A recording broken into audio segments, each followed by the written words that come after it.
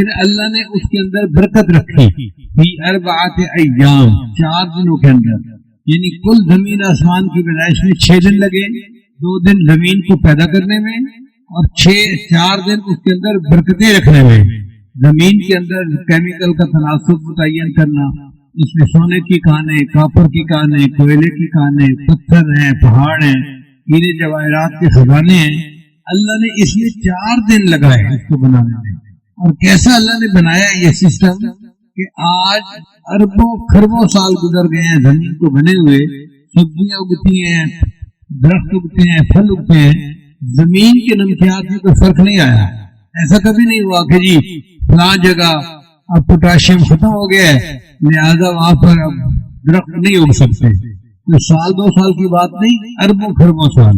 Science کے حساب سے زمین 15 ارب سال پہلے بنی، تو 15 ارب سال سے اس کے اوپر درخت اگ رہے ہیں، مگر اللہ نے جو کیمیکل ہے ان کا تناسب ایسے رکھا ہے کہ اس میں آج تک کوئی کمی نہیں۔ کوئی نہیں کہہ سکتا جی کہ نائٹروجن ختم ہو گئی لہذا اب پودے جو ہیں وہ اپنا پھل نہیں دے سکتے، یہ پودے اپنا پھول نہیں دے سکتے، ایسا ہرگز نہیں ہے۔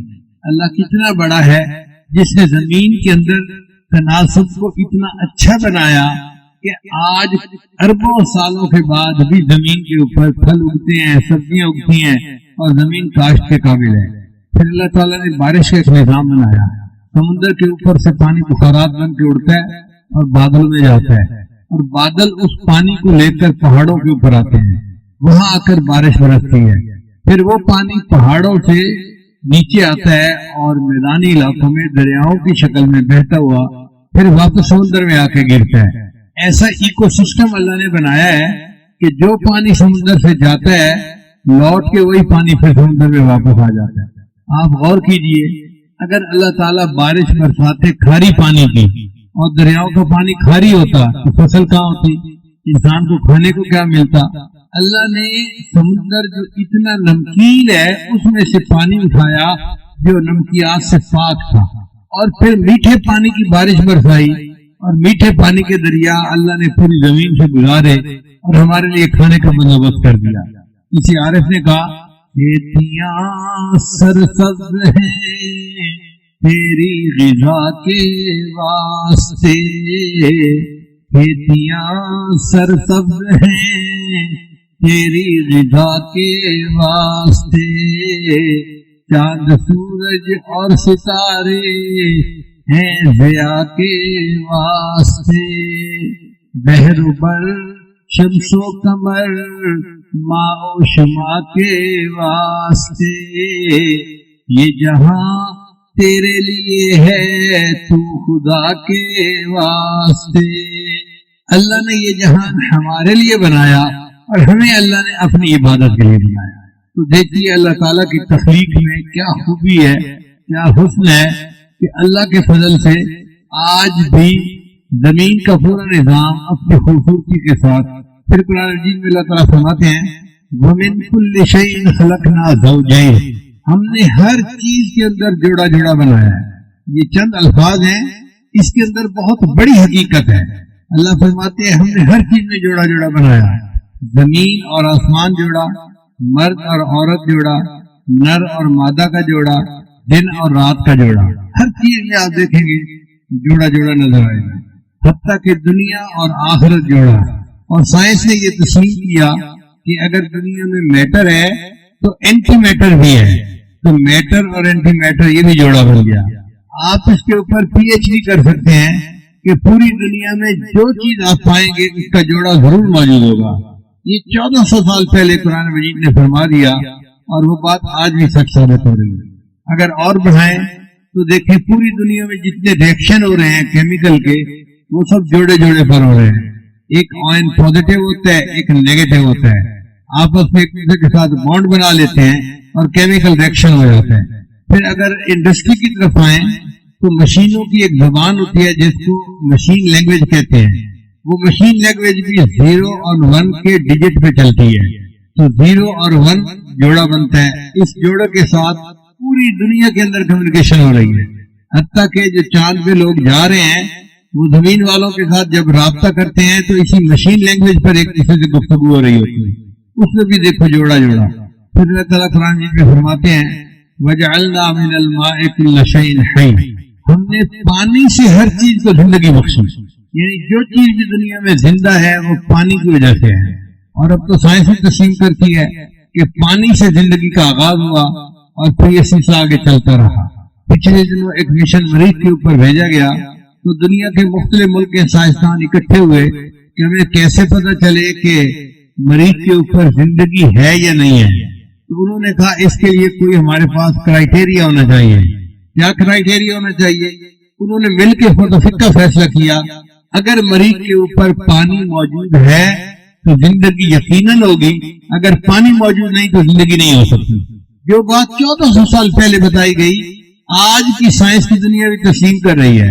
قرآن مجید نے کہہ دیا وَجَعَلْنَا مِنَ الْمَاءِ كُلَّ شَيْءٍ حَيٍّ، ہم نے ہر چیز کو پانی سے زندگی عطا فرمائی۔ قرآن مجید میں ایک جگہ پر اللہ تعالیٰ کافروں کے دل کی ظلمت کا بیان کرتے ہیں کہ کافروں کے دل میں اس طرح اندھیرا ہے جیسے سمندر میں اندھیرا ہوتا ہے۔ جب سمندر میں ہائی ٹائیڈ ہو، مد و جزر بہت زیادہ ہو اور اوپر بادل ہو تو سمندر کے اندر اس وقت ویزیبلٹی زیرو ہوتی ہے۔ اتنا دھوپ اندھیرا کبھی نہیں دیکھا گیا۔ عام حالات میں کوئی بندہ سمندر میں ڈائیو کرے تو اس کو 2-4 میٹر نیچے جا کے روشنی محسوس ہوگی، لیکن جب مد و جزر ہو اور اس کے اوپر بادل آئے ہوئے ہوں تو پھر روشنی پینیٹریٹ نہیں کر سکتی اور بالکل دھوپ اندھیرا ہوتا ہے۔ ایک عرب ملاح تھا جہاز کا، اس کا ایک دوست بن گیا، فرانس کا آدمی تھا۔ جہازوں کا سفر کرنے کے سے ان کی آپس میں دوستی ہو گئی۔ اس عرب نے اس اپنے فرانسیسی دوست کو قرآن مجید کا انگلش ترجمہ دیا کہ آپ اس کو پڑھیں۔ اب وہ فرانسیسی دوست چونکہ پوری زندگی 35-40 سال سمندر میں گزار چکا تھا، اس کو سمندر کے بارے میں ایک ایک چیز کو پتا تھا۔ وہ قرآن مجید کو پڑھتا گیا حتیٰ کہ ایک جگہ پر اس نے پڑھا کہ کافروں کے دل میں اس طرح اندھیرا ہوتا ہے فی بحر اللجی یغشا موج من فوقہ موج من فوقہ سحاب، جیسے کہ سمندر میں اندھیرا ہوتا ہے جب لہروں کے اوپر لہریں آ رہی ہوتی ہیں، ہائی ٹائیڈ کا ٹائم ہوتا ہے اور اوپر بادل ہوتے ہیں۔ اس نے زندگی میں اس کا تجربہ خود کیا تھا، اس کو پتا تھا کہ واقعی اس حال میں دھوپ اندھیرا ہوتا ہے۔ جب اس نے اس آیت کو پڑھا تو اس نے اپنے عربی دوست سے پوچھا کہ مجھے یہ بتائیں کہ آپ کے پیغمبر اسلام نے سمندر کا سفر کتنی دفعہ کیا ہے؟ اس عربی دوست نے کہا کہ نبی علیہ السلام نے پوری اپنی مبارک زندگی میں سمندر کا سفر کیا ہی نہیں ہے۔ وہ کہنے لگا یہ ممکن نہیں کہ جس بندے نے سمندر کا سفر ہی نہ کیا ہو وہ سمندر کے اندر کی بات کو اتنا ایگزیکٹ اور صفائی کے ساتھ بیان کرے، لہذا اس نے کلمہ پڑھا اور وہ مسلمان ہو گیا۔ تو حضرت شبلی رحمۃ اللہ علیہ یہ سلسلۃ الاولیاء میں واقع لکھا ہوا ہے، ان کے سامنے کوئی اللہ کا نام لیتا تھا نا تو ان کی عجیب کرامت تھی، جیب میں ہاتھ ڈالتے تھے اور گڑ کی ڈلی نکلتی تھی، اس بندے کو گڑ کھانے کے لیے دے دیتے۔ پھر دوسرے کی زبان سے اللہ کا لفظ نکلتا تو وہ اس کو گڑ کی ڈلی دیتے، ہر کسی کو گڑ کی ڈلی دیتے تھے۔ لوگ ان کے سامنے آ کے جان بوجھ کے اللہ کا نام لیتے تھے اور ان کو میٹھا کھانے کو مل جاتا تھا۔ تو کسی نے پوچھا شبلی آپ یہ کیا کرتے ہیں کہ جو اللہ کا نام لیتا ہے اس کو کھانے کے لیے گڑ کی ڈلی دیتے ہیں؟ تو شبلی رحمۃ اللہ نے جواب دیا جس منہ سے میرے محبوب کا نام نکلے میں اس منہ کو شرینی سے نہ بھر دوں تو اور کیا کروں؟ کیا محبت ہوگی اللہ کے ساتھ کہ جس منہ سے میرے محبوب کا نام نکلے میں اس منہ کو شرینی سے نہ بھر دوں تو اور کیا کروں؟ ہمیں بھی ایسی اللہ کی محبت ہو جائے نہ نصیب کہ اس محبت کی حرارت ہمارا دل محسوس کر رہا ہو۔ چنانچہ نبی علیہ السلام نے فرمایا حدیث مبارکہ ہے حب اللہ بکل قلوبکم، لوگوں اپنے پورے دل کے ساتھ اللہ سے محبت کرو۔ ہم اللہ سے محبت کرتے ہیں مگر ادھورے دل کے ساتھ، باقی آدھا کسی اور کے پاس ہوتا ہے۔ اللہ تعالیٰ فرماتے ہیں مجھے یہ شراکت پسند نہیں ہے، سب کو نکالو اس دل میں سے اور اس دل کو فقط میرے لیے خالی کر دو، تب میں تم سے راضی ہو جاؤں گا۔ ایک شاعر تھے، انہوں نے عربی زبان میں کچھ اشعار کے اللہ کی محبت میں، اردو فارسی سن لی تو اب ذرا عربی بھی سن لیجیے۔ واللہ ما طلعت شمس ولا غربت الا وانت فی قلبی ووسواسی، اے محبوب اللہ کی قسم نہ کبھی سورج طلوع ہوا نہ کبھی سورج غروب ہوا مگر میرے خیالوں میں کوئی تو بسا ہوا تھا. واللہ ما طلع شمس ولا غربت الا وانت فی قلبی ووسواسی ولا جلست الى قوم احدثهم الا وانت حدیثی بین جلاسی. اور محبوب کبھی میں دوستوں کی محفل میں نہیں بیٹھا مگر ان دوستوں کی محفل میں تیری ہی تو باتیں بیٹھ کے کر رہا ہوتا ہوں. ولا هممت بشرب الماء من عطش الا رأيت خیالا منك في الكأس. اور محبوب سخت پیاس کی حالت میں کبھی میں نے پانی کا پیالہ نہیں پیا مگر اس پانی کے پیالے کے اندر میں آپ کی تصویر تو دیکھ رہا ہوتا ہوں. کتنی اچھی ہو جاتی ہے. کاش کہ ہمیں بھی اللہ تعالیٰ کی محبت ملے اور ہم زندگی کے چند لمحے گزارے اس محبت میں ڈوب کے. چند لمحے اگر وہ زندگی میں مل گئے نا تو ہمارا بیڑا پار ہو جائے گا. چنانچہ علماء نے لکھا ہے کہ اگر کوئی بندہ محبت کے ساتھ ایک مرتبہ اللہ کا نام لے, محبت کے ساتھ ایک مرتبہ اللہ کا نام لے, اس عمل کی وجہ سے یہ بندہ کبھی نہ کبھی جہنم سے نکال کے جنت میں بھیج دیا جائے گا. ایک مرتبہ جس نے زندگی میں محبت سے اللہ کا نام لیا. اب ذرا آپ بھی محبت سے اللہ کا نام کہہ کے دیکھیں, اللہ اللہ اللہ. شاعر نے کہا تہلکا سا مچا دیتی ہے عرش آسمانی میں, تہلکا سا مچا دیتی ہے عرش آسمانی میں, جوانی جب محبت سے خدا کا نام لیتی. جوان آدمی جب محبت سے اللہ کا نام لیتا ہے نا اللہ کا عرش بھی کام کرتا ہے. اللہ اس نوجوان سے بہت خوش ہوتے ہیں جو اللہ کی محبت میں ڈوب کے اللہ کا نام لے رہا. حضرت خواجہ غلام فرید رحمۃ اللہ علیہ کا پنجابی زبان کا کلام ہے, وہ بھی سن لیجیے. فرماتے ہیں اور کہانی مول نہ بھانی, اور کوئی کہانی مجھے اچھی نہیں لگی. اور کہانی مول نہ بھانی الف ہی کو ہمت میاں جی. اے میاں جی مجھے ایک اللہ کافی, اس کے علاوہ کوئی کہانی مجھے اچھی نہیں لگی. اور کہانی مول نہ بھانی الف ہی کو ہمت میاں جی, بیتے دی میں کلوڑ نکائی. الف سے اللہ, بس مجھے الف کی ضرورت ہے, اس کے علاوہ جس کو ہم باسوا کہتے ہیں اس کو وہ بیٹے کہہ رہے ہیں, مجھے بیٹے کی کوئی ضرورت نہیں. اور کہانی نہ بھانی الف ہی کو ہے بس میاں جی, بیٹے دی میں کلوڑ نکائی الف لے دل خس میاں جی. اے میاں جی الف اللہ نے تو مجھ سے میرا دل ہی چھین لیا ہے. عشق مول فرید نہ پھر ہوں, اے غلام فرید میں اللہ کے عشق سے پیچھے نہیں ہٹوں گا, پھر مجھے کہہ دے کہ تم چھوڑ دو اس سے تو میں نہیں چھوڑوں گا. عشق مول فرید نہ پھر ہوں روز نوی ہم چس میاں جی. اے میاں جی مجھے روز ایک نئی چس ملتی ہے اللہ کے ذکر میں کیوں اللہ کے ذکر سے پیچھے ہٹوں گا. ہمیں بھی اللہ تعالیٰ اپنی ایسی محبت عطا فرمائے.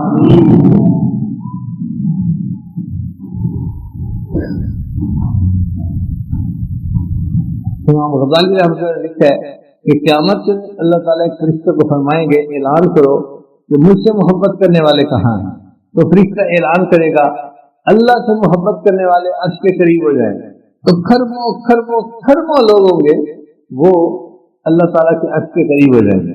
فرشتہ پوچھے گا بھائی تم اللہ سے محبت کرنے والے ہو, اس کی دلیل کیا ہے؟ وہ کہیں گے کہ ہم تو دنیا میں اللہ کی محبت میں زندگی گزارتے تھے, ہم جماعت میں وقت لگاتے تھے, ہم ذکر مراقبے کرتے تھے, ہم تو ختم نبوت کے لیے کام کرتے تھے, ہم تو فلاں کے لیے زندگی گزارتے تھے, پوری زندگی ہم نے اس لیے گزار دی, تو ہم تو اللہ سے محبت کرنے والے ہیں. اس لیے رات کے آخری پہر میں ہم اس کے تہجد پڑھتے تھے اور اللہ کے سامنے دامن پھیلا کے بیٹھتے تھے, ایک ایک سنت پر محبت کے ساتھ عمل کرتے تھے, میں نے अपने बेटे को हाफिज बनाया, एक बेटे को आलिम बनाया, बेटी को आलिमा फाजिला बनाया, पूरी औलाद को दीन मैंने पढ़ने के लिए लगा दिया। ये मेरी अल्लाह से मोहब्बत की दलील है। तो जब वो ये कहेंगे तो फरिश्तों को अल्लाह फरमाएंगे, मेरे फरिश्तों ये सच कह रहे हैं कि इन्होंने अपना सब कुछ दीन के लिए लगा दिया और ये मेरे महबूब मेरे इंतजार में, मेरे दीन के इंतजार में ये जिंदगी गुजार के आए। अब इनको कह दो कि मुझे इनसे हिसाब लेते हुए हया आती है, ये जाओ दुनिया के जन्नत में बिना हिसाब दाखिल हो जाओ। तो जो अल्लाह से मोहब्बत करने वाले होंगे अल्लाह उनसे हिसाब किताब नहीं लेंगे। बुल्ले शाह रहमतुल्लाह का एक शेर सुनिए, अजीब कलाम किया उन्होंने। फरमाते हैं, कोरे कागज किताब न होंगे। अगर मैं खाली कागजों को जिल्द बांध के किताब बना दूं तो उसको किताब तो नहीं कहेंगे, इस पर तो एक लफ्ज नहीं लिखा हुआ।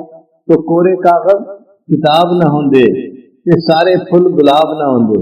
सारे फूल गुलाब के नहीं होते, कोई फूल गुलाब का होता। कोरे कागज किताब न होंगे, ये सारे फूल गुलाब न होंगे। जेकर यारी ना ये बुलिया कि यारा नाल हिसाब न होंगे। और अगर यारी लगाए तो बुल्ले यारों से फिर हिसाब नहीं किया जाता। जो अल्लाह से दुनिया में यारी लगाएगा बुजुर्ग वो थे जो अल्लाह से मोहब्बत करने वाले। आज देखो अल्लाह ने उनका नाम भी जो है ना वो सलामत रखा हुआ है और उनका काम भी सलामत रखा हुआ है। हमने किताबों में पढ़ा कि हज़रत लाहौरी रहमतुल्लाह अलैह कसीरुल बुका थे। कसीरुल बुका का मतलब अल्लाह का खौफ गालिब रहता था और बड़ा जल्दी आंखों से आंसू आ जाते थे, बहुत जल्दी रो पड़ते थे। तो कसीरुल बुका थे। तो किताबों में पढ़ा के ख्वाब में किसी को नजर आया और उसको बताया कि जब मेरी अल्लाह के सामने पेशी हुई तो अल्लाह ने मुझे फरमाया, अहमद अली तुम इतना क्यों रोते थे? अहमद अली तुम इतना क्यों रोते थे? तो हज़रत फरमान लगे मैं तो और रोने लग गया कि मैंने सोचा मनलूक इस हिसाब ने फकत उस दिबा, जिससे सवाल जवाब शुरू हो गया वो तो फंस गया और मुझसे पूछना शुरू हो गए कि तू क्यों रोता था। तो मैं और रो पड़ा।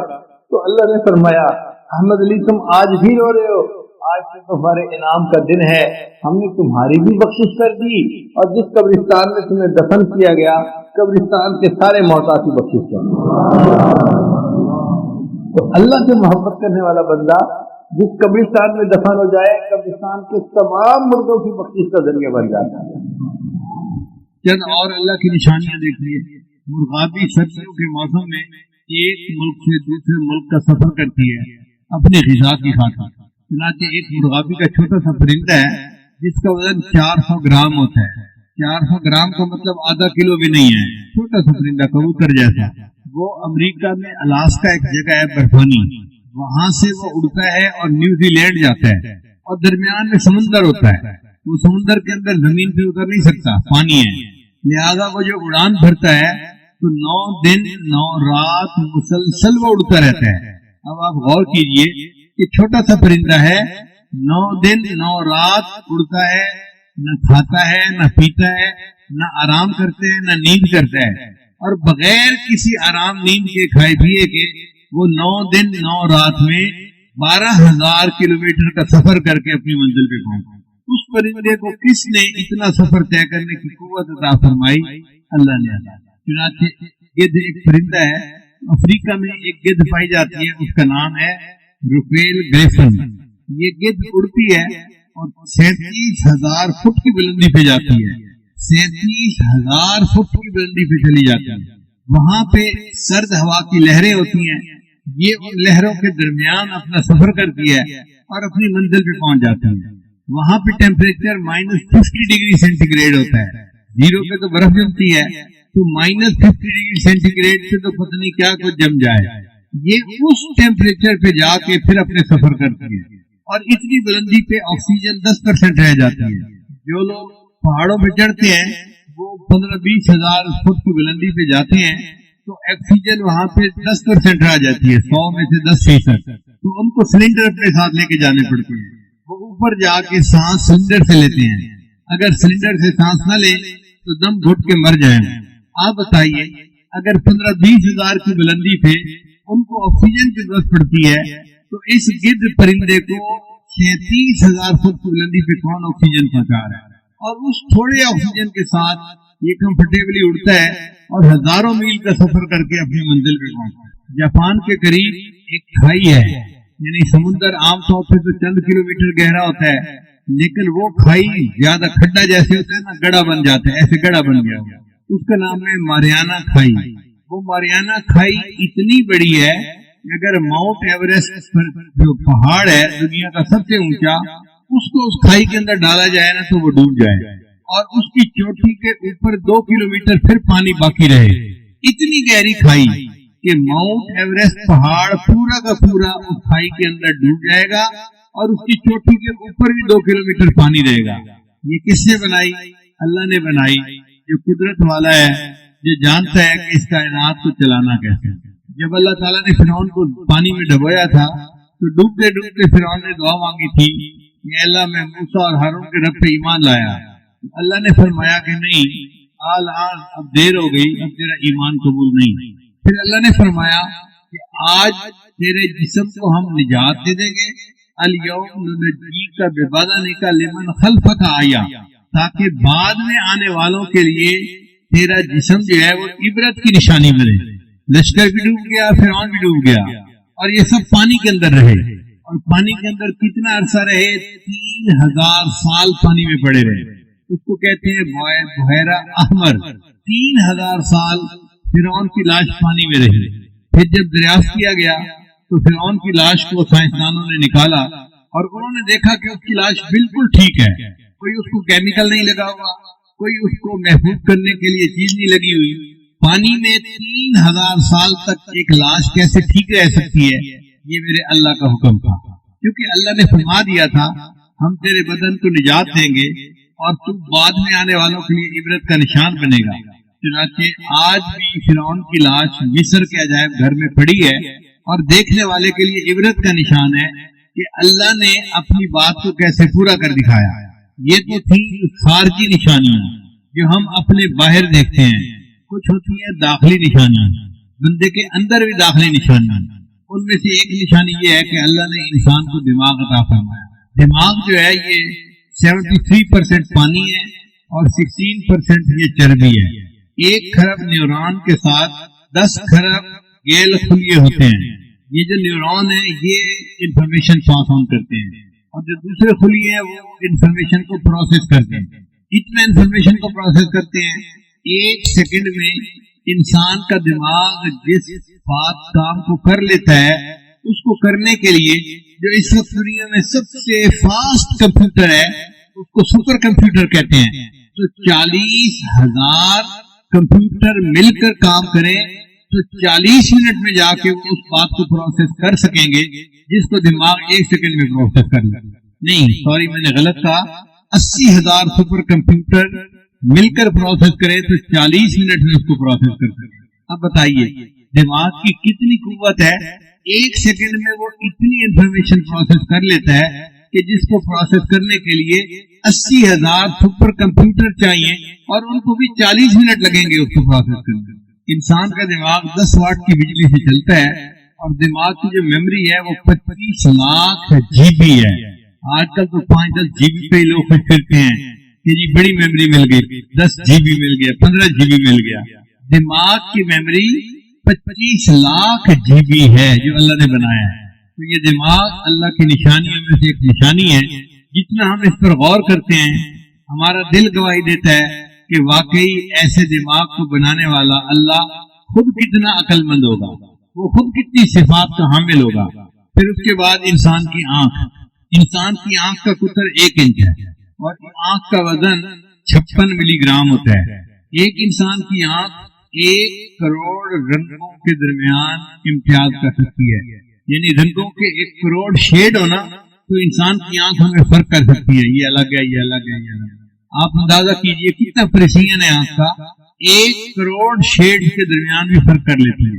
दुनिया में जो बड़े से बड़ा अच्छा कैमरा बनाया गया उसकी एक्यूरेसी जो थी वो 12 मेगापिक्सल का कैमरा होता है। 12 मेगापिक्सल की जो प्रेसिजन होती है ना वो 12 मेगापिक्सल होती है और इंसान की आंख की प्रेसिजन 576 मेगापिक्सल होती है। अल्लाह अकबर कबीरा। एक आंख में 20 करोड़ से ज्यादा काम करने वाले हिस्से होते हैं। आंख के अंदरूनी पट्टे दिन में 10 लाख मरतबा हरकत करते हैं। ہمیں تو پتہ نہیں چلتا، لیکن ہماری آنکھ کبھی ادھر دیکھ رہی ہوتی ہے، کبھی ادھر، کبھی اوپر، کبھی نیچے، تو آنکھ ہل رہی ہوتی ہے۔ تو سائنسدانوں نے کہا کہ آنکھ کے اندر کے جو پٹھے ہیں وہ ایک دن میں 10 لاکھ مرتبہ حرکت کرتے ہیں، اور آنکھ تھکتی نہیں ہے کہ جی اب میری آنکھ تھک گئی ہے میں بند کر کے پڑا ہوا ہوں۔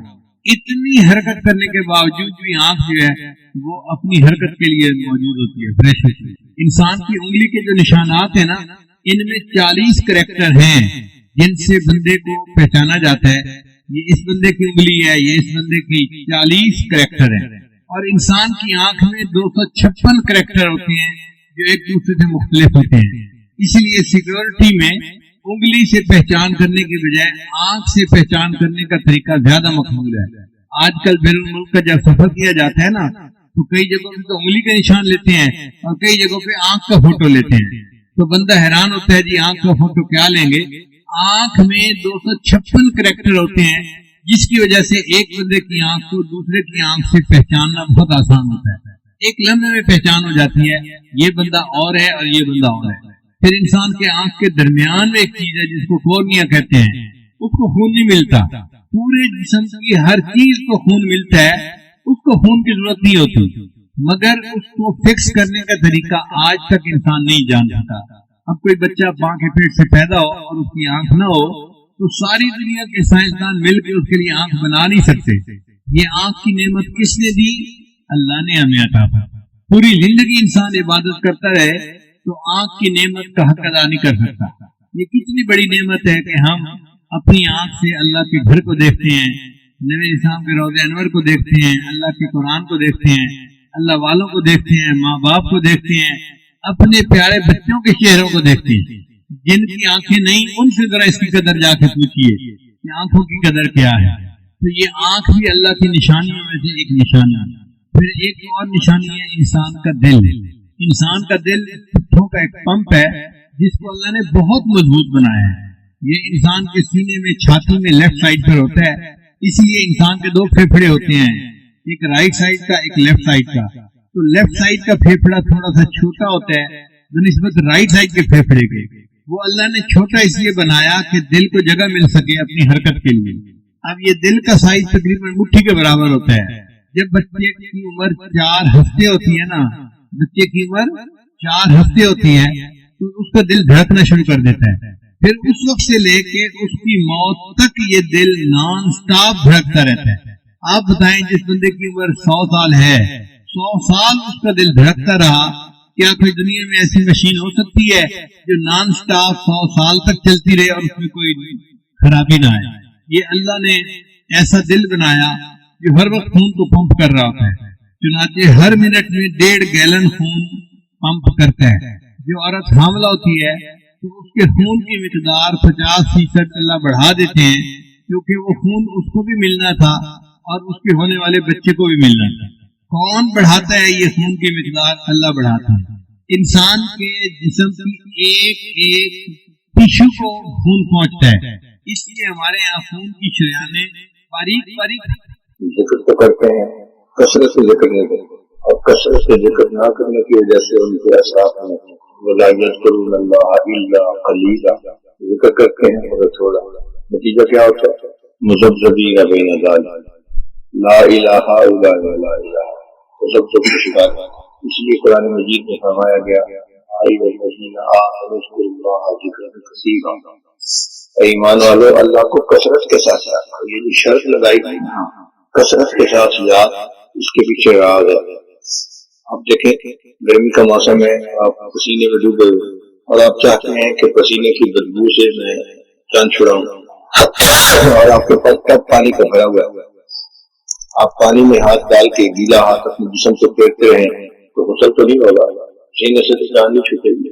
گیلا ہاتھ جسم سے پھیرنے سے تھوڑا کام چلتا ہے، تو پانی بہانا پڑے گا، ڈول بھر کے اپنے اوپر ڈالنے پڑیں گے، پھر پسینے کی بدبو بھی چلی جائے گی، میل بھی ختم ہو جائے گی اور انسان بالکل تازہ ہو جائے گا۔ تو ہم جو ذکر تھوڑا کرتے ہیں تو ہماری مثال ایسے ہی ہے کہ پسینے والا آدمی ٹب میں پانی ڈال کے گیلا کر کے اپنے جسم سے پھینکتا ہے، اس سے تو میل کی چہل دور نہیں ہوتی بلکہ اور زیادہ جسم خراب ہوتا ہے، طبیعت میں بیکاری آئی۔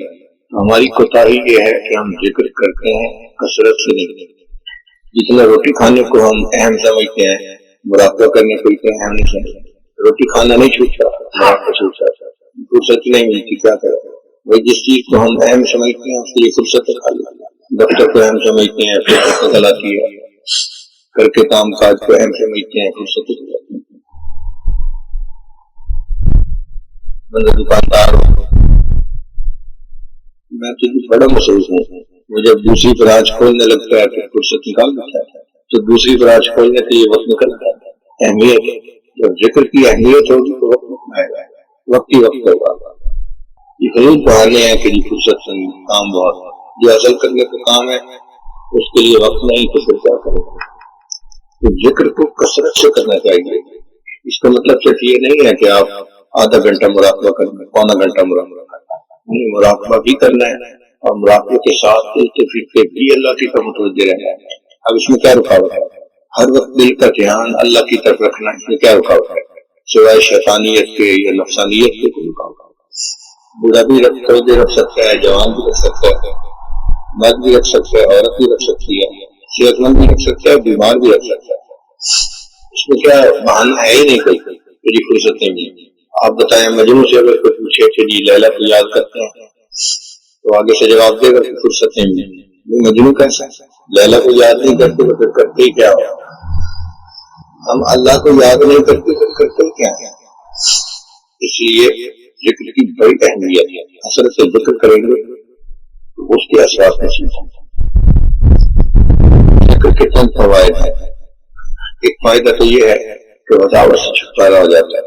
حضرت شیخ الحدیث رحمۃ اللہ نے لکھا ہے کہ شیطان انسان کے پشت کی طرف بیٹھا ہوتا ہے اور اپنی سونڈ کو بندے کے دل کی طرف رکھتا ہے. بندے کا دل ذکر کر رہا ہو تو پیچھے ہٹا رہتا ہے، اور جیسے ہی غافل ہو تو انجیکشن لگا کے وساوس ڈالنے شروع کرتا ہے.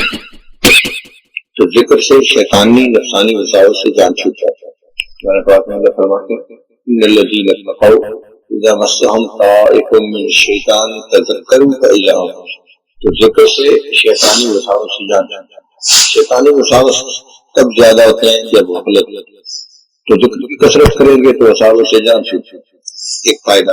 اور دوسرا فائدہ کہ ذکر سے انسان کے دل میں ذات کی محبت پیدا ہوتا ہے. ذکر سے انسان کے دل میں ذات کی محبت پیدا ہوتا ہے. کسی چیز کا ذکر آپ کثرت سے کرنا شروع کر دیں اس میں محبت بن جاتی ہے. یہ شریعت کا حسن ہے کہ شریعت نے حکم دیا کوئی عورت اپنے خامن کے سامنے غیر عورت کا تذکرہ نہ کرے. ہو سکتا ہے اس کے دل میں کوئی بات بیٹھ جائے اور اس مرد کے دل میں اس عورت کی طرف میلان پیدا ہو جائے. تو دیکھو ذکر سے محبت آئی نہ دل میں، اس لیے تو منع کیا گیا.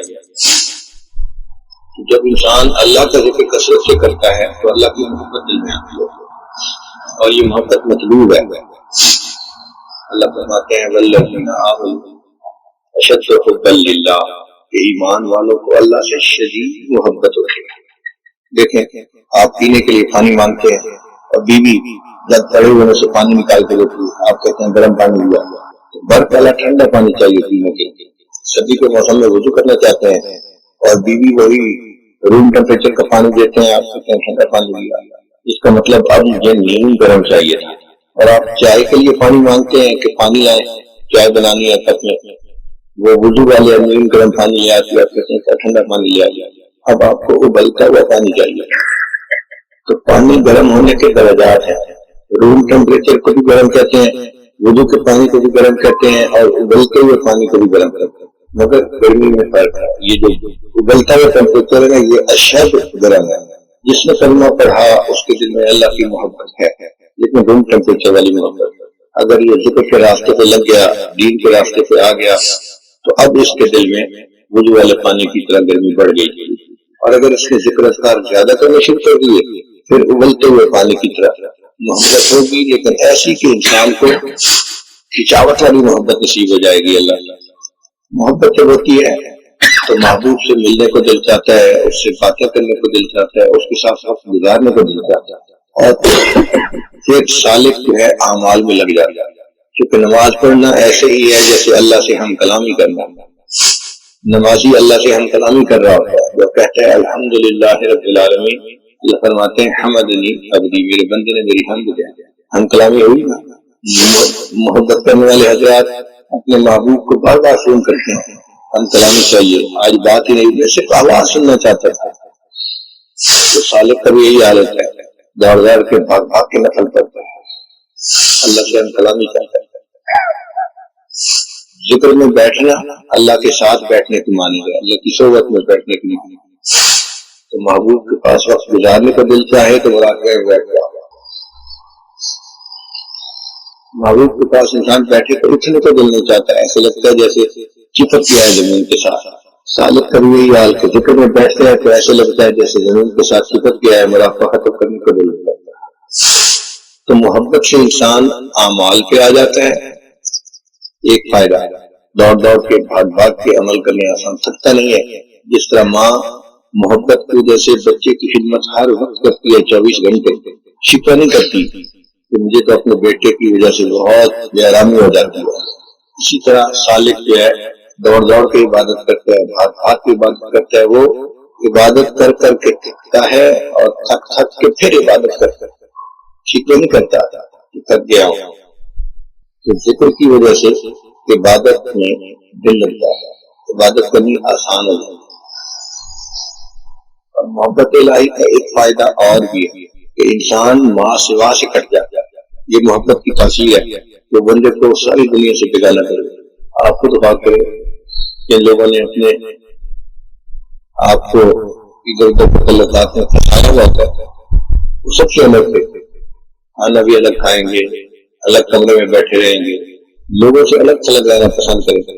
وہ عالم سے کرتی ہے بے گانا دل کو، عجب چیز ہے لذت عاشق.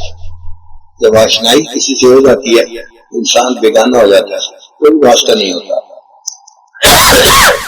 چنانچہ گھر میں جو بچہ ادھر ادھر کے تعلقات میں پھنسا ہوا ہوتا ہے اس کو گھر والوں سے کوئی لین دین نہیں ہوتا، اپنی الگ دنیا ہوتی ہے. اس کا دل کرتا ہے کہ مجھے چھوڑے کوئی نہ، میں جس سال میں ہوں اسی میں رہوں. تو محبت انسان کو ماں سوا سے کاٹ کرتی ہے. اور اللہ کی محبت ہمیں اس لیے چاہیے کہ ہم ماں سوا سے کٹ سکیں. ہمیں انقطاع عن المخلوق نصیب ہو، اس کو کہتے ہیں تبتل. اور فرمایا وَاذْكُرِ اسْمَ رَبِّكَ وَتَبَتَّلْ إِلَيْهِ تَبْتِيلًا. دیکھا ذکر کا اصل مطلب کیا ہے؟ ذکر کا رب کے نام کا، وَاذْكُرِ اسْمَ رَبِّكَ. اب بتائیں ہمارے رب کا کیا نام ہے؟ تو اللہ ہی کا ذکر کرتے ہیں نا. اللہ فرماتے ہیں کہ رب کے نام کا ذکر کرو اور تبتل اختیار کرو. اللہ تعالیٰ کے نام کی یہ برکت ہے، وہ ماں سے وہاں سے کاٹ دیتا ہے، اب تمنائیں ختم ہو جاتی ہیں. ہر تمنا دل سے رخصت ہو گئی، اب تو آ جا، اب تو خلوت ہو گئی. تو ذکر سے محبت نصیب ہوتی ہے.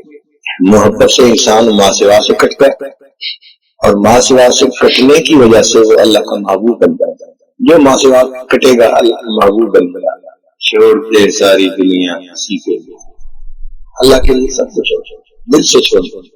اب اس کا یہ مطلب نہیں ہے کہ انسان شہر سے جنگل منتقل ہو جائے، غاروں میں رہے، بیوی بچوں سے دور رہے. رہنا شہروں میں ہے مگر دل میں تعلق. اللہ تعالیٰ چاہتے ہیں بندے تمہارا دل کٹا ہوا ہے. یہ دل کا کٹنا یہ مطلوب ہے. انسان دل سے ہر ایک سے کٹا ہوا ہے، لوگوں میں ہے مگر لوگوں سے دبانا، دل سے جڑا ہوا فقط اللہ کے ساتھ. اب یہ کیفیتیں بغیر کثرت و ذکر کے حاصل نہیں ہو سکتی. تو جب تک ہم ذکر کی کثرت نہیں کریں گے یہ کیفیت حاصل نہیں ہوگی. بہانے بازی کرتے رہے، ٹائم نہیں ملتا تو ہم دوسرے کو تو مطمئن کر دیں گے لیکن وہ ہمیں نہ انقطاع نصیب ہوگا، نہ اللہ کی محبت کا جذبہ نصیب ہوگا. کیفیت تو حاصل نہیں. اس کا حل بہانہ نہیں ہے، اس کا حل کثرت سے ذکر کریں. اللہ کو یاد کریں اور کثرت سے یاد کریں. ذکر کثیرہ، اور ذکر کثیر کی ہے یہ تفسیر کہ الذین یذکرون اللہ قیاما وقعودا وعلی جنوبہم. وہ بندے جو کھڑے بیٹھے لیٹے اللہ کو یاد کرتے ہیں، ہر وقت اللہ کو یاد کرتے ہیں. بھائی ہم اللہ کو یاد نہیں کریں گے تو کریں گے کیا؟ اللہ کو یاد نہیں کریں گے کریں گے کیا؟ اللہ تیری یادوں کے سوا دنیا میں کیا ہے؟ باقی عبادات بھی سب اچھی ہیں لیکن بہت ساری عبادات حسن لغیر ہی ہوتی ہیں. ذکر کی یہ خوبی ہے کہ یہ حسن لذات ہی، تو لگا نقطہ سمجھے، ذکر جو ہے نا حسن لذات ہی، اس لیے مطلوب ہے کہ ذکر کریں. اور اسی لیے اللہ نے فرمایا والا ذکر اللہ اکبر، ذکر سب سے بڑا ہے، حسن لذات ہی. اب دیکھیں نماز اچھی ہے، لیکن کس لیے اچھی ہے؟ کہ نماز میں اللہ کی یاد ہوتی ہے. اس لیے فرمایا اقم الصلاۃ لذکری، نماز قائم کرو میری یاد کی خاطر. تو نماز اچھی ہے، عبادت ہے، اعلیٰ عبادت ہے، مگر اس کا مقصود بھی اللہ کی یاد ہے. اس لیے اور ذکر پھر ذکر ہے. بعض طلباء میں یہ غلط فہمی ہوتی ہے کہ یہ نفلی کام ہے. بھائی یہ ذکر جو ہے اگر تو صرف ثواب کے لیے کرنا ہے تو پھر تو واقعی 100 دفعہ درود شریف پڑھ لو، 100 دفعہ استغفار پڑھ لو، بہت کافی ثواب مل گئے. اور اگر اس کو اس لیے کرنا ہے کہ اس سے روحانی بیماریوں کو شفا مل جائے، پھر ذکر کی کثرت سے بغیر کیا ہے. انسان کے اندر سے شہوات اور شبہات ذکر کی کثرت سے بغیر نہیں نکلتے. شیطان انسان کو 2 طرح سے برباد کرتا ہے.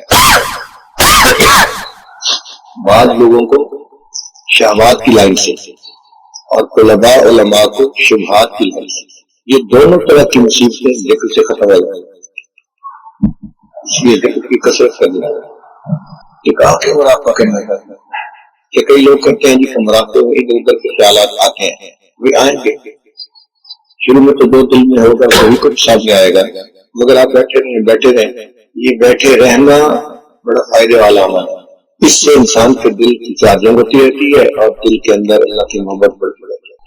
بعض دوست پریشان ہوتے ہیں جی کہ میں ذکر میں بیٹھتا ہوں مجھے نیند آ جاتی ہے. بھائی آپ ذکر میں بیٹھیں بھلے نیند آ جائے کوئی فرق نہیں پڑتا. ذکر میں بیٹھیں بھلے نیند آ جائے کوئی فرق نہیں پڑتا، خیر ملتا رہتا ہے. آج کل بات سمجھنا آسان ہے. آپ اگر اپنے سیل فون کو چارجنگ کے ساتھ لگائیں تو سکرین آن ہو تو بھی چارجنگ ہوتی رہتی ہے، اور سکرین آف ہو جائے تو بھی چارجنگ ہاں جی بتائیں ہوتی رہتی ہے. آپ جب مراقبے میں بیٹھ گئے تو سکرین آن ہے تو بھی چارجنگ ہوتی رہے گی، اور سکرین اگر آف ہو گئی تو بھی چارجنگ ہوتی رہے گی. اللہ کی رحمت آتی رہتی ہے، دل کو چارج کرتی رہتی ہے، ختم نہیں کرتا. ہمارے مشائخ میں تو لکھا ہے کہ رات کو جب سونے کا وقت آئے تو بے شک مراقبے میں سو جائے، ذکر کرتے کرتے ہی سو جائے. وہ نیند نہیں ہوگی، وہ ذکر ہوگا. تو جب آپ ذکر کریں نا پھر آپ کے لیے کام آسان ہو جائے گا. پودے کو پانی نہ ملے خشک ہو جاتا ہے، اسی طرح انسان ذکر نہ کرے تو روحانی طور پہ خشک ہو جاتا ہے. اس کا ایک ہی حل ہے ذکر کو کثرت کے ساتھ ساتھ. اذکر اللہ ذکرا کثیرا، ذکر کرو کثرت کے ساتھ. اس سے شیطان بھی دور رہتا ہے، مخلوق کی محبت بھی دل سے دور ہو جاتی ہے، اور انسان اللہ کے ساتھ ہر وقت جڑا رہتا ہے. اللہ کی معیت اس کو نصیب ہوتی ہے. اذکرونی اذکرکم، تم مجھے یاد کرو میں تمہیں یاد کروں. انسان اللہ کو یاد کرتا ہے، اللہ تعالیٰ اس کو یاد کرتے ہیں.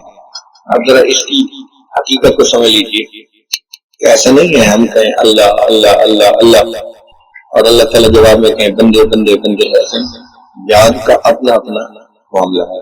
آپ دیکھیں آپ نے ایک جگہ انٹرویو دیا نوکری کے لیے، اور وہ جو افسر تھا وہ آپ کے والد کا بڑا گہرا دوست ہے. تو والد آپ کو اس کو فون کر کے کہتے ہیں اور میرے بچے نے انٹرویو دیا تھا آپ ذرا اسے یاد رکھیں. والد سے کہتے ہاں میں اسے یاد رکھوں. اب یہاں یاد رکھنے کا کیا مطلب کہ میں اس کے حق میں فیصلہ کر دوں گا. یاد رکھنے کا مطلب یہ ہے.